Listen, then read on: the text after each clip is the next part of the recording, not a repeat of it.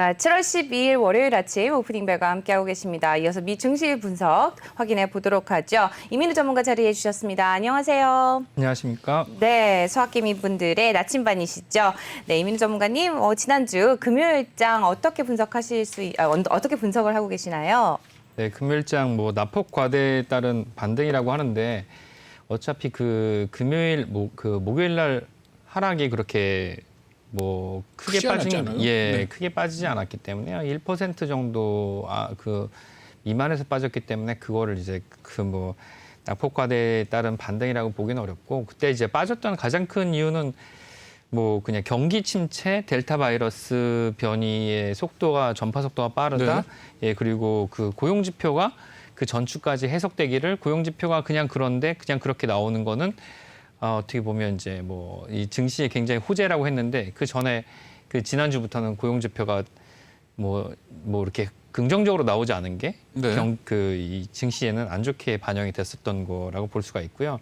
오히려 목요일 날 하락했던 게 금요일 날 크게 반영이 돼서 금요일 날 전체로 봤을 때는 지금 굉장히 큰 좋은 성적을 보였다, 이렇게 볼 수가 있겠습니다. 개별 종목에 호재 악재가 있어서 움직이는 거 빼놓고 전체 장세의 흐름은 지금 결국 돈의 힘에 따라 움직이면서 네네. 그냥 좀 출렁출렁 하는 거지. 네. 여기 꼭 이유를 갖다 붙이기에는 좀 어렵지 않은가요? 예, 그렇죠. 지금 이제 한 가지 이슈에 따라서 여러 가지 이유가 나누는 거를 시간이 지나서도 불구하고 그거에 대해서도 의견이 분분한 것은, 지금 이 시장이 말씀하신 대로 유동성이나 그런 해석하기가 어려운 그런 상황이기 때문에 그렇고요. 지금 이제 돈의 힘으로 가는 시장임은 분명하고, 네. 그렇다고 해서 기업 성장이 10%씩 나오고, 기업 성장이 10%씩 나옴에 따라서 주가도 선반영돼서 10, 15 이렇게 나오는 게 아니고, 기업 성장은 오히려 2, 3%, 그것도 이제 10에서 20% 나오는 기업들이 있지만 그건 아주 극소수에 불과하고, 나머지 기업들은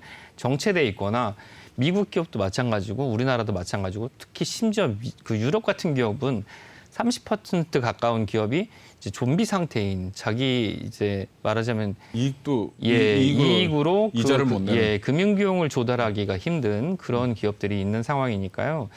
그런 상황에서 지금 주가가 이렇게 간다는 것은 그냥 기대감과 유동성으로만 간다고 볼 수가 있겠습니다. 그래서 그냥 아주 간단하게 전일장만 한번 보고 넘어가도록 하겠습니다. 온통 쇠팔았네요. 예, 온통 쇠팔았습니다. 여기 보시면 이제 목요일 날 빠졌던 종목 중심으로 상승을 하고 있는데, 목요일 날 빠졌던 종목들이 대부분 이제 은행주가 많이 빠졌고 에너지가 많이 빠졌었는데, 그런 종목들 중심으로 상승한 모습을 보실 수가 있고요. 여기서 빠졌던 종목들이라고 해서는 그렇게 큰 의미가 없고, 여기 지금 이제 제약주에서 하락이 있는데 특별하게 의미를 가지고 보실 만한 그런 내용은 없어갖고 일단 넘어가도록 하고, 주간으로 봤을 때, 그러니까 일간으로 봤을 때 어떤 성적이 나왔는지를 한번 확인해 보도록 하겠습니다. 일간으로 봤을 때는 이제 가장 많이 하락했던 종목들은 이제 에너지랑 금융이었는데, 그리고 이제 거기에 반등해서 제 기초 소재가 거의 3% 가까이 상승을 했고, 그리고 금융이 2.36%, 부동산이 1.78% 올랐습니다. 1.79% 올랐습니다.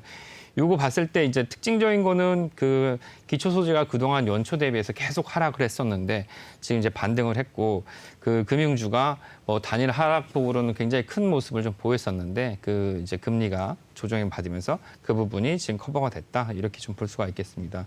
그리고 또 주간으로 한번 보시게 되면 주간으로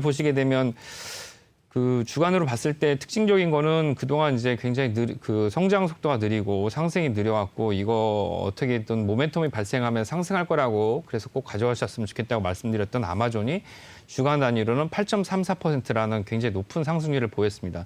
이제 아마존이 이제 가장 큰 문제는 지금 단일 종목의 주당 가격이 너무 비싸다는 거, 3,700불이나 된다는 이제 가격이 너무 비싸다는 부분이 있는 것 같고요. 이 부분만 좀 해소가 좀 된다 그러면 아마 이게 스플릿 한번 한다 그러면 굉장히 가격이 세게 올라올 것 같고, 애플도 그동안 하락하는 것 같은 약법의 모습을 보이다가 크게 상승했습니다.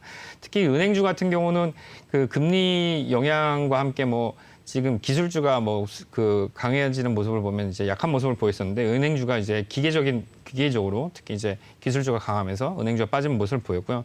특징적으로는 앞에 말씀하셨던 테슬라가 지금 주간 단위로도 약한 모습을 좀 보이고 있고요.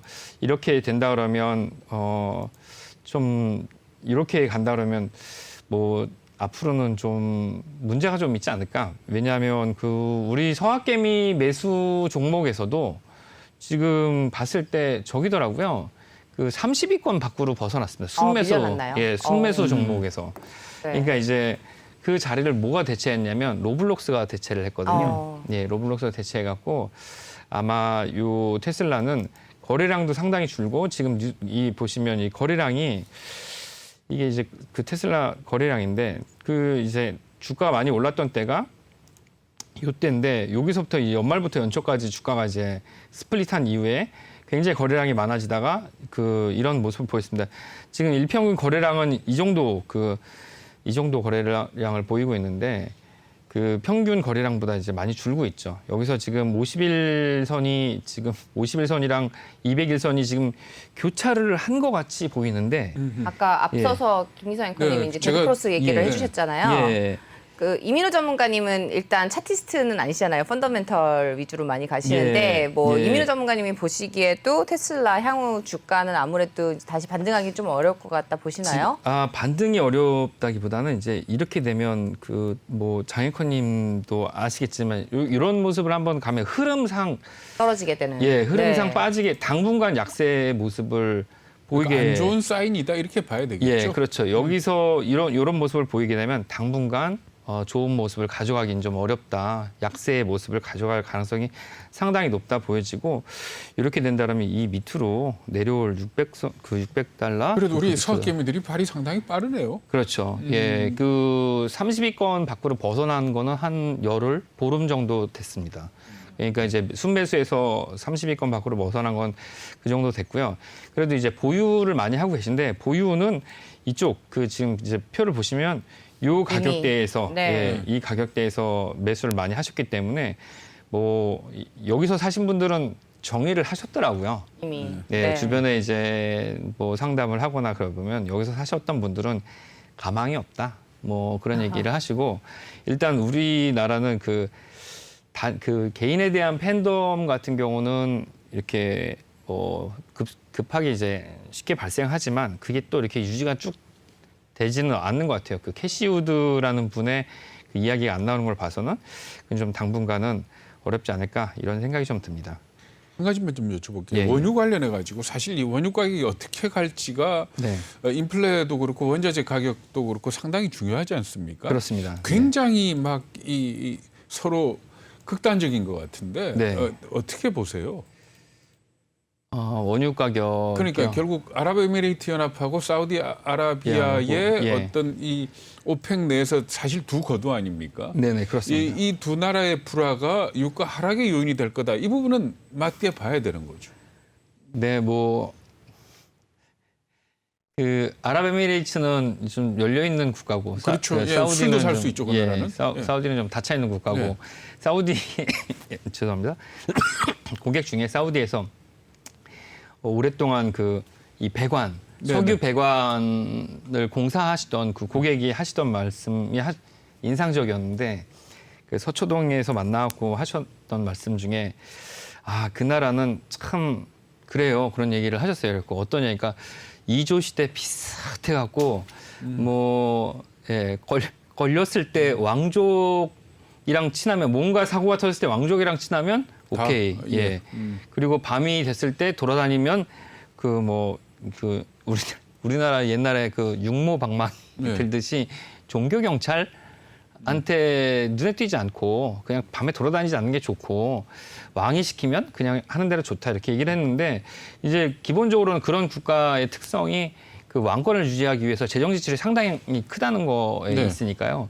서로 말씀하신 대로 아랍에미리트랑 이 사우디는 자기들의 그 이제 왕권이나 아니면 뭐 그걸 유지해서 뭐 뒤에서 누가 더 많이 그러니까 그 제가 원유 주말에 생산을 위해서. 쭉 예. 자료를 뒤져보면서 얘기들을 분석을 쭉 해놓은 걸 보니까 유가 전망과 관련해서 오펙 내부의 내분이 일어나면 네. 결국은 유가 하락 요인이 될 거다. 네네. 그런데 또 하나 간과하지 말아야 될 게 뭔가 하면 지금 온통 세상은 ESG 아닙니까? 그렇죠. 그러니까 지금 현재 누군가가 이 원유 개발할 테니 금융기관 보고 돈 좀 빌려줘. 그러면 돈 빌려줄 금융기관이 하나도 없어진 거 아닙니까? 네네네. 그렇다면 지금부터 예를 들어 원유 공급량은 만약에 오펙이 분란이 안 일어난다면 그대로 지금 공급량은 줄어들 수밖에 없는 거 아닙니까? 그렇죠. 네. 근데 언젠가는 수소 경제로 가고 석유로 갈지는 모르지만 그 중간에 결국은 미스매치의 기간이 나타날 거 아닙니까? 네네. 그러니까 계속 새로운 유전을 개발하고 화석 연료를 개발을 해야 될 텐데 그 부분에 대해서는 자산운용사, 금융기관 전부 다 돈을 안 대주잖아요. 네네. 그러면은 정말 우리가 석유를 탈출하기 전까지는 결국은 유가는 좀 더 올라갈 것이다. 네. 그래서 100달러라는 얘기가 나온다. 네네. 이렇게 설명을 하는데 상당히 논리정연하죠. 논리적이다라고 생각이 예. 들더라고요. 예. 제가 그 이제 뭐 그 작가 이름을 제가 좀 찾아봐야 되겠는데 예전에 그 석유 종말시계라는 네네. 그런 이제 한때 이제 여기서 굉장히 유명한 책이 하나 있었습니다. 네. 근데 그 책이 보면 이제 석유 그 생산량보다 예. 사용량이 너무 많아서 석유가 결국에는 이제 200불 뭐 300불 이렇게 간다는 거예요. 이제 그것 때문에 이제 뭐 여러 가지 그 이론들이 있었는데 그 실제로 그 유가와 그 저기는 일치하지 않는 경우가 되게 많더라고요. 그 이제 포브스에서 나왔던 포브스 수석 기자 출신이 썼던 그 석유 종말시계라는 그 이제 예. 그 석유 가격이 얼마가 되냐에 따라서 시계가 바뀌는 겁니다, 이제. 그렇죠. 그러니까 예. 사실은 산유국 입장에서도 유가가 너무 많이 올라가게 되면 네. 대체 에너지 개발이 더 빨라질 거 아닙니까? 예, 그렇죠? 그렇습니다. 뭐 네. 그런 측면도 생각을 해야 될 텐데 예, 예. 지금 현재 상황이 딱 지금 말하자면은 이 대체 에너지 개발이나 신재생 에너지 쪽으로 네. 가지 않으면 안 될 만큼 지금 압력이 강하기 때문에 예, 예. 결국은 그 생산이 지금 중단이 된다면은 석유 생산이 추가 공급이 중단이 된다면은 네. 당분간은 네. 유가가 올라가지 않겠느냐. 네. 그러니까 거의 마지막 불꽃을 태우는 거 아니냐. 네. 이렇게까지도 얘기를 하더라고요. 그럼 말씀하신 대로 이 중동에서는 이제 이게 마지막 장사니까 자, 한번 제대로 한번 땅 파서 예, 갑질 한번 해보자, 주머니 좀 털어보자, 뭐 이런 그 태도를 가질지도 모른다는 말씀인 것 같은데 단기적으로는 뭐 가능성 있는 시나리오라고 봅니다. 예, 그럴 것이라고 보고 그 일단 뭐 이제 강세를 보일 것이라고 생각했던 유가가 지난주 약세 보이는 걸로 봐서 뭐 그 지금 휴가 시즌이랑 그 수요가 늘어나야 되는데 델타 변이 바이러스 때문에 지금 예, 주춤한 그 상황이 끝나게 되면 그 다음에 말씀하신 대로 이런 매크로적 측면에서 그 공급의 어떤 차질 때문에 뭐 어떤 가격 변화는 뭐 있을지도 모른다 이렇게 생각이 좀 뭐 그런 가능성은 좀 있다고 보여지고요. 그리고 그 지난주 주간으로 보게 되면 네. 원유 가격, 그러니까 이제 유가와 관계된 그 에너지 업종이 마이너스 3.56%를 기록했는데 여기에는 뭐 쉐브론이나 아니면 엑슨모빌 이런 기업들이 이제 굉장히 큰 비중을 차지하고 있는데 저는 개인적으로는 그 이런 기업들을 좀 편입을 하셨으면 좋겠어요. 뭐 XL2나 XL2 같은 ETF나 아니면 엑슨모빌 같은 기업을 제 포트폴리오에 넣었으면 좋겠는데 이유는 뭐 그런 거죠.